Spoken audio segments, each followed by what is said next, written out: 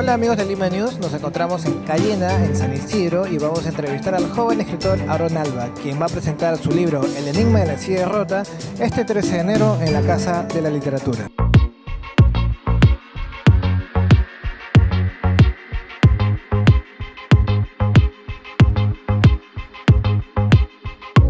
Aarón Alba es licenciado en música de la Universidad Nacional de Música y desde hace 15 años se dedica al instrumento de la guitarra clásica, pero ahora ha decidido llevar su talento hacia la literatura. Hola Aarón, ¿cómo estás? ¿Qué tal, Christopher? ¿Cómo estás? Muy agradecido por la entrevista. Hace ya bastante tiempo que te dedicas a la guitarra y te has desenvuelto, bueno, con bastante solvencia en ese instrumento. ¿Y qué te ha llevado ahora a dar el salto hacia la literatura?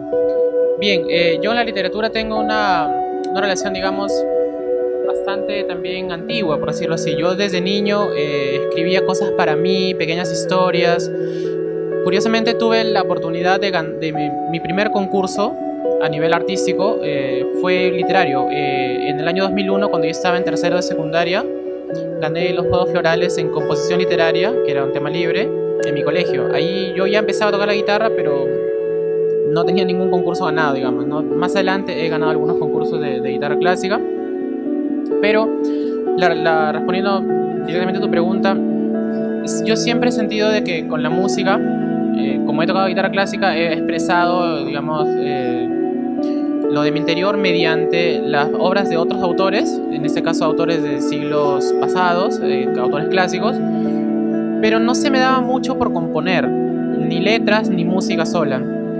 Ya más grande lo he intentado y tengo algunas composiciones también para guitarra eléctrica sola, para guitarra clásica, pero siento como que no va mucho por ahí mi camino. Sin embargo, con la literatura he sentido un poco más de libertad. Ahí puede ser porque no he estudiado literatura que me he sentido más libre al momento de escribir, al momento de buscar algo. Tal vez en la música no se me daba mucho porque como la he estudiado como carrera, he tenido tantas cuestiones teóricas en la mente, tantas formas de tocar, estilos, técnicas, quizá no sabría mucho por cuál empezar, no me siento tan libre. Y ahora, luego de que ya has publicado 2 libros, el primero de ellos, Cuentos Ordinarios, este año, precisamente con Caja Negra, y ahora esta nueva novela corta, El enigma de la silla rota, que se va a presentar en la Casa de Literatura en el próximo enero. ¿Cómo te identificas más? ¿Te identificas más como un músico, compositor, intérprete o ya como un escritor? ¿Cómo te vas identificando ahora? Yo me trato de identificar y siempre busco la identificación de un artista, ¿no? que expresa. Mediante la guitarra clásica me siento genial expresando mediante la obra de otros compositores, ¿no? Disfruto mucho tocar las piezas de guitarra clásica en conciertos, en grabaciones. Para mí mismo, a veces estoy en mi casa y me siento a tocar para mí, ¿no? Y con la literatura, como que te contaba, o sea, cosas que son totalmente libres, que muchas son inventadas, otras son inventadas a partir de una realidad ya conocida. Así que yo no trato de encasillarme, soy guitarrista, soy escritor, ¿no? Yo me considero en busca de una expresión global, digamos, ¿no? Y con las dos, con el arte, con la literatura y con la música. Cada uno con lo que me permite, digamos. ¿Has hecho eso que dicen que siempre hacía Flaubert con sus textos, que los leía en voz alta para ver qué tal sonaban? ¿Has llegado a hacer eso con tus cuentos, Ricardo? Sí, quizá no con todos, pero sí lo he hecho. Sí tenía presente esa experiencia en Flaubert, ¿no? De leer.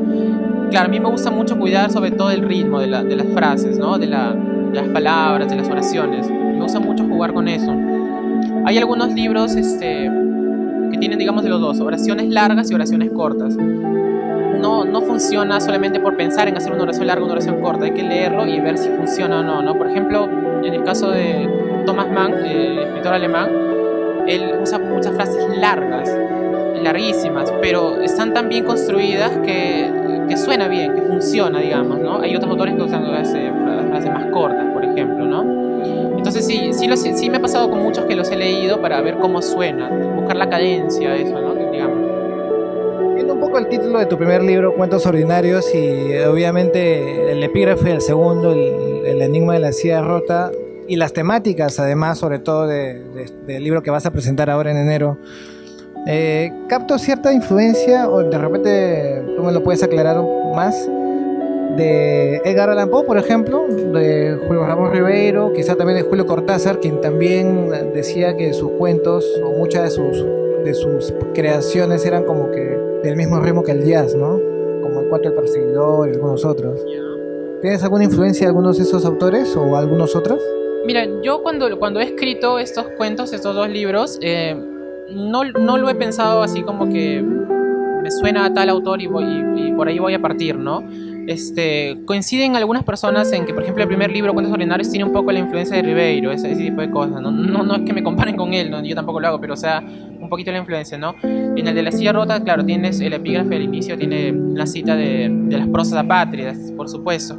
Yo creo que, personalmente, la influencia para mí está en los personajes, ¿no? En los Cuentos Ordinarios y en el Enigma de la Silla Rota mencionan muchos lugares del centro de Lima, de los barrios del centro de Lima. Yo he vivido ahí desde que nací hasta que cumplí 17 años. Entonces, siendo mi primer libro, tiene una influencia casi total del centro de Lima, desde la foto de portada nomás, ¿no? Los personajes que usa también son personajes quizá ribeirianos, ¿no? Como personajes sencillos, un poco apáticos, apagados, pero no es que lo haya decidido, ¿no? Sino que así es como ha salido, digamos. Digamos que es la atmósfera misma del centro, ¿no? O sea, uno encuentra de verdad muchos personajes que sin que uno haya leído necesariamente a Ribeiro, le dan esa sensación de ser personas completamente divorciadas de cualquier tipo de realidad o de cualquier tipo de vitalidad, ¿no? Sí, y como tú mencionas, son divorciadas de todo eso que dices, pero tienen su mundo personal propio único, pues, ¿no? En el primer libro de Cuentos Ordinarios que escribí, hay varios cuentos que se desarrollan en el centro. De los 16 cuentos, creo que 14, 13 están en el centro, y los temas son variados, pero siempre con esa personalidad de ellos, ¿no? Del centro, del barrio, un poco así, de la collera, algunos de ellos, ¿no? Sí tienen un poco de eso. En el Enigma, La Silla Rota también tiene ese personaje que ha vivido en el centro, obviamente usa experiencias de lugares que conozco, el tipo de situaciones, ¿no? Pero sí, va por ahí, más que todo por tratar de recrear esos personajes del centro de Lima, ¿no? Que son un poco como tú los mencionas. No son muchos los autores que tratan bien el tema del centro de Lima, de leerlo. Muchos caen en los lugares comunes. Pareciera que después de conversación en la catedral, hablar sobre el centro ya como que debería superar eso. ¿O qué sensación tienes tú? ¿Hay alguna otra lectura que hayas tenido tú de esa parte de la ciudad que te ha llamado la atención? Es curioso, yo he visto varios libros, por ejemplo, que mencionan la Avenida La Colmena. Entonces, desde que leí Conversión en la Catedral, al inicio nomás, ¿no? Echa a andar hacia La Colmena, cabizbajo, y otros autores también he visto La Colmena, ¿no? Entonces eso me suena un poco al lugar común. En este caso, no sé si hay otro autor por ahí que ha escrito, por ejemplo, sobre la calle El Tigre, que es la que yo, que de los que he escrito, ¿no? ¿La calle El Tigre? ¿Dónde queda la calle El Tigre? El Tigre es la cuadra 1 del Jirón Ayacucho. Barrios Altos. Cerca de Barrios Altos, eso todavía no es Barrios Altos, está perteneciente como cercado, ¿no? La foto de los Cuentos Ordinarios es justo la calle El Tigre. Entonces ahí trato de usar un poco la realidad para crear las historias. Ninguna de las historias que está ahí es 100% real, ¿no? O sea, son recuerdos que los he variado, que los he modificado, pero tratando de mantener justo eso, ¿no? Siempre me gusta mucho a mí, por ejemplo, describir, buscando la manera personal, las calles del centro, los personajes, su forma de ser, ¿no? Pero no he leído mucha literatura, digamos, que se centre en el centro de Lima, y solamente, digamos, he tratado de ubicarlo en ese barrio y con lo que yo he podido aportar como ha sido mi manera de ver el mundo y también de los personajes, ¿no? Háblanos un poco del Enigma de la Silla Rota, el libro que vas a presentar ahora en enero en la Casa de la Literatura. Bien, Enigma de la Silla Rota es un libro de suspenso que tiene por ahí un hecho medio fantástico también. Yo este año, el autor que más he leído ha sido a Stephen King. Este año me he pasado leyendo a Stephen King muchas de sus novelas, bastante, digamos, de su literatura, ¿no? Tratando un poco de ver los personajes, conocerlo, porque no lo había leído hasta este año, que pensaba que es tan famoso, ¿no? Y quise hacer un cuento, digamos, un poco de suspenso, tratar de agarrar esa onda terrorífica, un poquito del personaje, sus demonios interiores, pero a mi manera, ¿no? Entonces busqué una situación que tenga que ver con el centro de Lima también. No me escapo del centro de Lima hasta ahora en mis escritos. Y entonces se me ocurrió la idea de un escritor, de un joven, digamos en este caso, que ya no vive en el centro. Yo, por ejemplo, yo mismo ya no vivo en el centro, pero que hay un pasado ahí que recala en él, ¿no? Que no lo deja, digamos. Entonces, el libro comienza en que este joven recibe una llamada de un ex compañero de colegio que le dice: he visto una silla en un lugar de una tienda de antigüedades de Miraflores. Y el doctor se pregunta qué hay con esa silla, ¿no? Y el mismo narrador le dice: ¿y qué tiene? O sea, ¿qué tiene la silla de extraño? ¿Qué hay con ella? Él dice: ¿no te acuerdas? No, esa silla tiene un corte en la pata delantera derecha. Y el narrador ahí es como que empieza a recordar algunas cosas. Le dice: ¿qué más? Y dice: bueno, ese corte es con el que tú me confesaste, o con el que tú me confesaste ibas a causar un accidente. Y él no se acuerda de eso. ¿De qué accidente habla esta persona? Entonces ahí que empieza a buscar la silla, empieza a buscar qué hay en el pasado, porque justamente esa silla, digamos, esa experiencia coincide con un recuerdo que él tuvo, ¿no? Él asegura haber visto de niño a un ser sobrenatural, en ese caso a un duende. Es una situación arquetípica, ¿no crees? También me recordaba mucho a algunos trabajos de King, cuando, sobre todo de la llamada, ¿no? Llama un personaje a otro y dice: oye, acabo de ver un elemento relacionado a ti en el pasado, o no sé, lo he olvidado. Y luego viene el raconto que trae consigo varias cosas amargas del pasado de la persona que ha recibido la llamada. Sí, bueno, tiene un poco de eso, ¿no? Pero como te decía, yo he tratado de darle mi enfoque, ¿no? Siempre poniendo al centro de Lima, los personajes, a este personaje un poco parco, un poco apático, que como que comienzas con el mundo, no quiere saber nada, pero más allá de eso, o sea, también es muy sentimental, ¿no? También siente mucho eso, digamos, de lo que le pasó de la niñez, ¿no? Ahí hay bastante de psicología también, el trabajo psicológico del personaje. A mí, según todos los cuentos que he leído, digamos, de terror y del mismo Stephen King, yo creo que el terror funciona mucho más, da más miedo cuando no presentas a un monstruo, digamos, que lo describe por la situación gráfica, ¿no? Como en algunas películas, sino cuando se trabaja más la psicología del personaje. Eso es lo que me identifica más. En el caso del enigma de la silla rota es algo parecido, que aparentemente este personaje, o sea, no le pasa nada, ¿no? O sea, vive tranquilo, él es un escritor, pero también trabaja dando clases de manejo. Bueno, su trabajo principal es dar clases de manejo y escribe en sus tiempos libres. Y si él, digamos, no busca la silla, o sea, no pasaría nada. Pero hay algo tan fuerte en él que como que no puede controlar y ya necesita salir de eso, ¿no? Piensa en muchas cosas que tal vez, o sea, se estén burlando de él, que necesita una vez aclarar qué pasó en esa época de mi vida que no me deja continuar, ¿no? Lo de la reflexión es algo que los personajes me lo van diciendo, digamos. Cuando yo escribía este cuento, no pensaba, digamos, en exactamente el final, ¿no? Sino ir desarrollando la historia cuando él se encuentra cuando él se encuentra con la silla, cuando él recuerda la experiencia que tuvo con ese supuesto ser sobrenatural, con la empleada que lo maltrataba. Con eso no estoy malogrando, digamos, nada de la historia para los lectores, pero ¿qué pasa al final, no? Eso ya depende un poco de la actitud del mismo personaje, de la fuerza que pueda tener. Bueno, Aaron, muchas gracias por tu tiempo. Quisiera acabar con una pregunta casi de test. A ver, ¿qué tal?